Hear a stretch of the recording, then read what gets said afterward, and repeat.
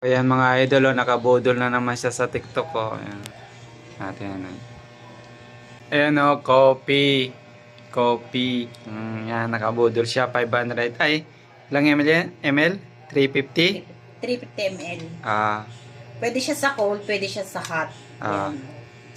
Depende sa inyo kung anong gusto mo. Yan kasi pwede naman siya sa malamig, pwede siya sa mainit. So, ayan. Pwede mo siyang paglagyan ng kape kung gusto mong kung saan ka pumupunta, ganun gusto mo magdala ng kape, ito dalhin mo na to kasi matagal siyang uminit at matagal yung init niya, tapos matagal pag kunwari pag malamig yung nilagay mo, matagal din siyang matagal din yung lamig niya. So, ayan.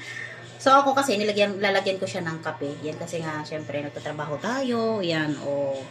Yan, tapos lalagyan mo na lang siya ng, pwede rin gatas, ganun. Kapag nagbibiyahe ka, lalo na pag madaling araw na nagbibiyahe ka, antukin ka, yan, pwede to, magkape ka, dalhin mo tong ganitong tumbler. Yan. So, kaming kulay itong mga iba't ibang kulay. May white, may blue, may black, may blue din. Tsaka, syempre, pink ang favorite natin, kaya ito yung kinuha ko. So, ayun, maganda siya. Yan, kung saan mo dalhin. Tsaka, may pagpipilian ka lang kung gusto mo yung may hawakan din. Ito, kasi itong nakuha ko walang hawakan to. So, ayan. 8 lang siya. May mas malaki pa dito kung gusto mo. Kung tatlo kayong gusto mong uminom, ganon.